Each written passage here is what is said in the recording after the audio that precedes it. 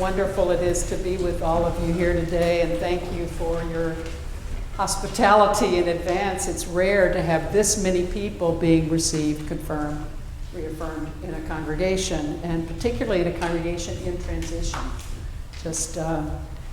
Father David, if you're out there, thank you for all you've done to shape a place that puts forward so many people.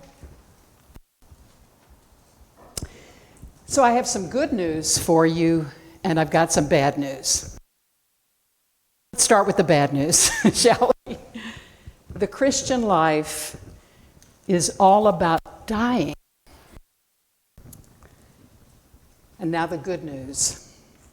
In the Christian life, those who have died do not have to stay that way.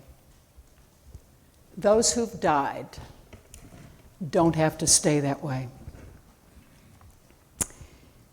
In our gospel for today, some of Jesus' disciples come to him and let him know that a group of Greeks wish to see him. They wish to have a look at this person they've heard so much about. They want to take a measure of him.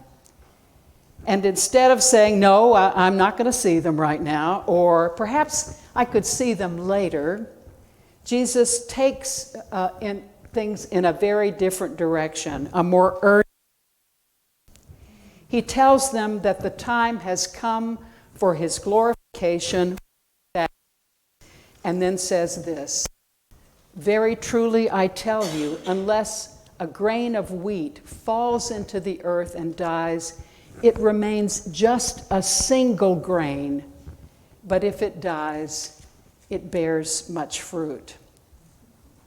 Yes, Jesus has something urgent to say about his own life and ours, and his message, I believe, is this: letting go, dying to something, whatever it is, can be a doorway to something greater, something more abundant. Letting go, dying to something, whatever it is, can be the doorway to something greater, something more abundant. The way that Jesus talks about this, of course, is through parable, a little story of a seed, a kernel in this case, a wheat kernel, a single wheat kernel that when it falls into the ground, germinates, produces multiple stalks, and from those stalks produces many, many new kernels of grain. In the modern world, one kernel produces over 200 kernels in the modern world. It gives sense of the multiplication factor. So a thing to say before we get into wheat kernels is that bread of all kinds was the staple of ancient people's diets. All other foods, in fact, condiments that sat to the side of bread. This is different for us, where bread is an add-on at a dinner. You know, they bring bread beforehand. If you fill up on a little too much before the main courses come. In the ancient world, it was the main course, and everything else was to the side, whether that food was olives, meat, or anything else. Bread was the meal.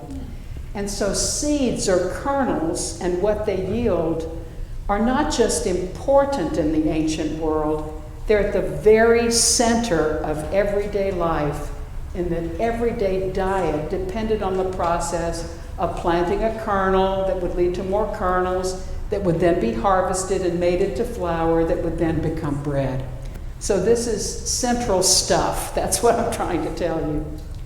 And so right off the bat, this little parable, it's saying something central about the process of life itself.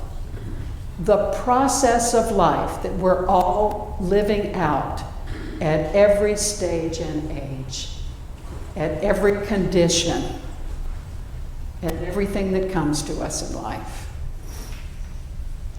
But what we might ask, is this little parable suggesting to us today, here on the 5th Sunday in Lent, so next Sunday's Palm Sunday, at St. Dunstan's, a place in the middle of its own transition, and a place where we're going to remember our baptisms as we confirm and receive and reaffirm a rather sizable group of people within the Episcopal Church.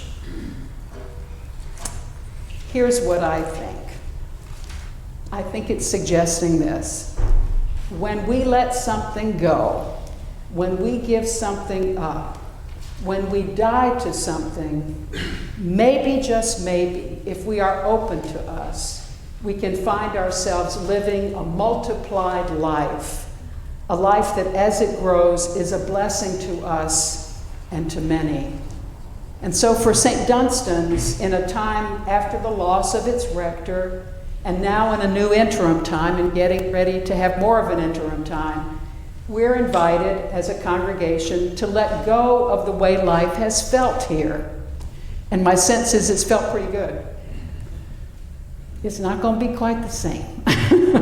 To let go of the way that life has felt here, and maybe, just maybe, something and somebody new and different will give a kind of expansive way of being to us all. For those being confirmed, received, and reaffirmed, and for all of us remembering our baptisms, we're invited once again to remember that we, all of us, have given something up. We've died to being on our own. We've died to being alone in order to open ourselves up to community, in order to open ourselves up to the world, and in order to open up ourselves to creation itself. And maybe, just maybe, when we open ourselves in this way, the multiplication of our relationships will lead to a multiplication of actions that will bring forth compassion, healing, justice, human dignity for all in situations that would not have had those things without us. So when you're in church, you've given up just going it alone to be a part of a community, and all that rascally means in a rascally way.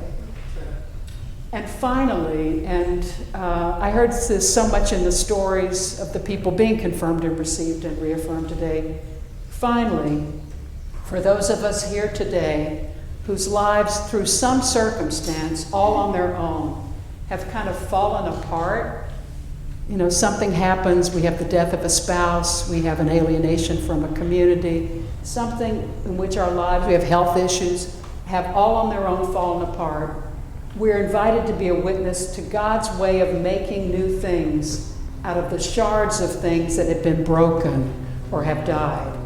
And maybe, just maybe, if we wait patiently enough, we will see that God creates a new life through the disorientation and, yes, the despair we can experience when we lose the very things that we have staked our lives on.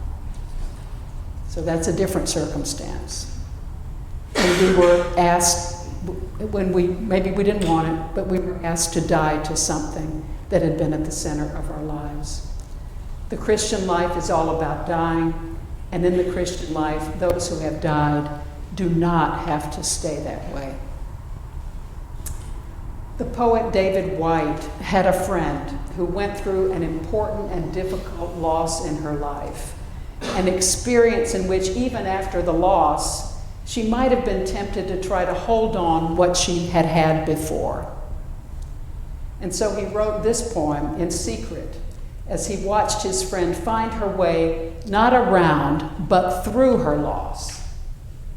This poem is called The Journey, and it's full of imagery from our part of the world, in that White lives at least part of the time on Whidbey Island.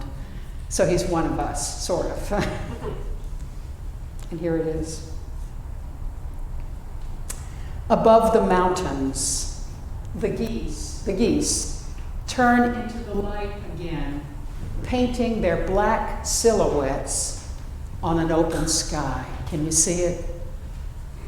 Above the mountains, the geese turn again into the light, painting their black silhouettes against the open sky. Sometime, everything has to be inscribed across the heavens so you can find the one line already written inside you.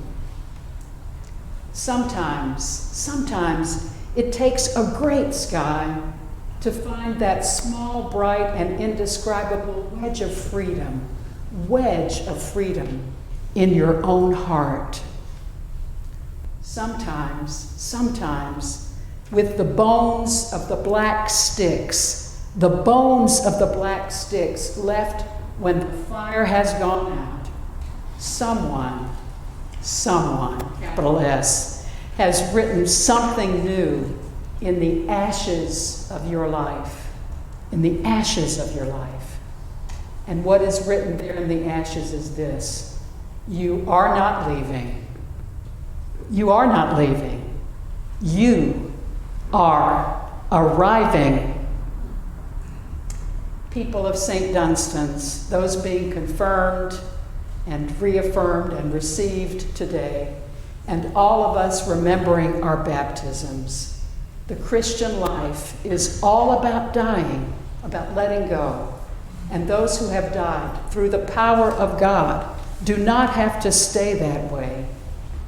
Maybe, just maybe, when we die to something, we can, through the power of God, discover a new and abundant life. For no matter what we are letting go of, in Christ, something new and abundant is being offered in the letting go. No matter what we are dying to, in Christ, something new is being written in the ashes of our lives.